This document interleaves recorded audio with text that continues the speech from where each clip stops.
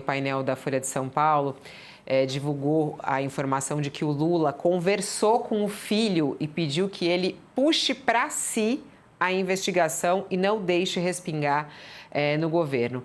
O presidente Lula ligou para o filho, o Fábio Luiz Lula da Silva, Lulinha, na semana passada, e voltou a pedir que ele preste os esclarecimentos necessários em relação a qualquer envolvimento com nomes investigados nas fraudes do INSS. Está no Jornal Folha de São Paulo de hoje. Essa ligação ocorreu na última terça-feira, dia 3, dias após Lulinha ter tido sigilos quebrados pela CPMI do INSS.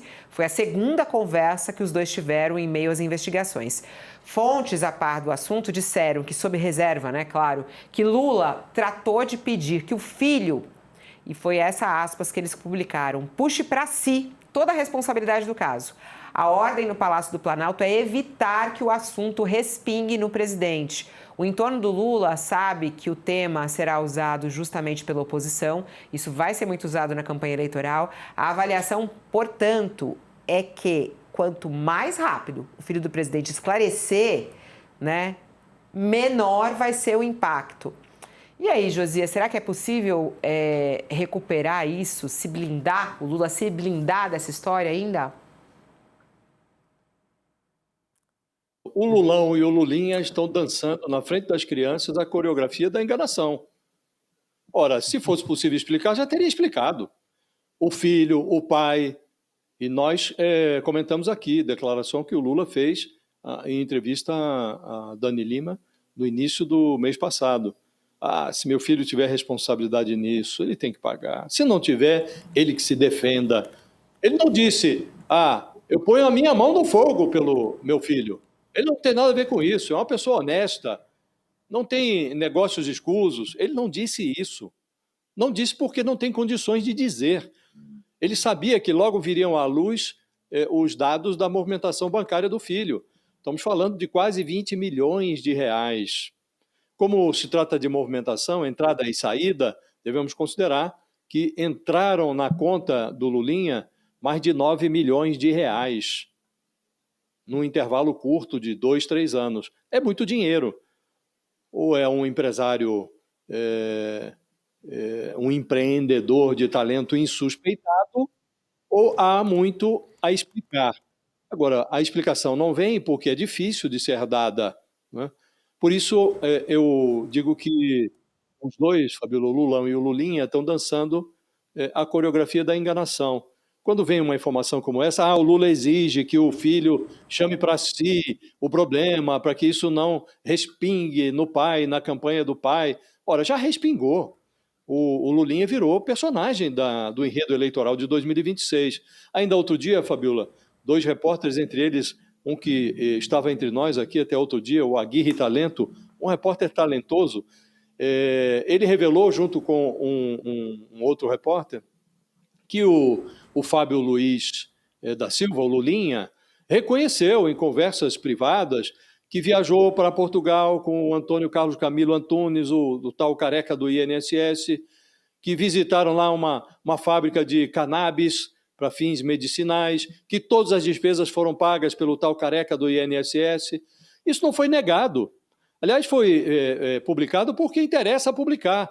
Aí começam a explicar, não, mas ele foi lá, não tem nada a ver com o roubo contra os aposentados, contra os velhinhos do INSS. Ele está desenvolvendo um projeto de cannabis.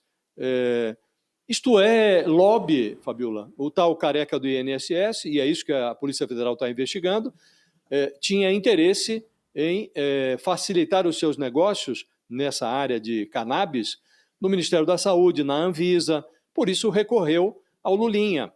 Então, há muito a explicar. Agora, ele tem explicação? Essa é a pergunta que se faz. Está a discutir, ainda ontem estava aqui a Mônica Bergamo comentando conosco. É uma discussão na Polícia Federal. Prende ou não prende? Pede ou não pede a prisão do Lulinha? Então virou realmente um personagem tóxico. E o pai e o filho não têm explicações a dar. Esse aqui é o problema, esse aqui é o drama. E num cenário, numa campanha em que a corrupção começa a ser notada pelo eleitorado, está aí o Datafolha informando que 9% do eleitorado já considera a corrupção o problema mais grave do país, o mais relevante, é preciso que essas explicações venham. Agora, precisa ter explicação, né, Fabíola? Porque vimos aí o caso da doutora Viviane Barsi, a mulher do Alexandre de Moraes. Ela explicou, mas não resolveu. Ao contrário, a explicação dela é mais ou menos como na época do velho guerreiro, Chacrinha. A doutora Viviane não veio para explicar, ela veio para confundir. Né? E confundiu. E confusão, nesse momento, Fabíola, não serve ao interesse de quem está em posição precária no noticiário. Né? Confundir, se for para confundir, é melhor ficar quieto. Né? Se é para explicar, que a explicação tem anexo. Será que o Lulinha tem em mãos, à disposição, alguma explicação que faça anexo no caso dele? Aparentemente não, senão ele já teria explicado, Fabíola. É bom que a gente tem aqui hoje um educador, eu acho bom para a gente falar isso. E além disso é pai de 3 meninos, relação pai e filho, eu acho importante para que a gente possa entender o que Lula faz, né, com o filho, Lulinha, mas é um adulto já, né? Chamou, falou, puxa para si essa investigação, tá me prejudicando. Esse é o bastidor que o painel da Folha trouxe ontem, está publicado hoje no jornal. Para quem está conosco na TV, um intervalo, a gente segue aqui pelo YouTube com a análise também do professor Alexandre Schneider, que nos ajuda hoje aqui no nosso All News. Vamos lá, professor, como professor, educador, como pai, né? Essa situação do filho, né? Quando ele liga para o filho e fala, olha, puxa para si que está me prejudicando. Eu conheci, quando eu atuava na política e na gestão pública, agora estou aposentado, mas eu conheci um político muito inteligente, antigo, que me disse o seguinte: família na política só no porta-retrato.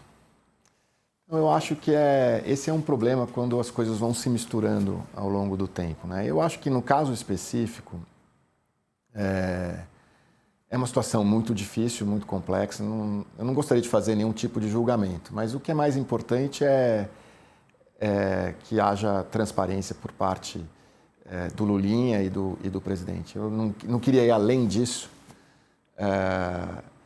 porque realmente eu não tenho como julgar. Todos os indícios não são bons, mas o melhor conselho é o conselho que vale para sempre que você é vítima de algum tipo de acusação. Abra todas as informações.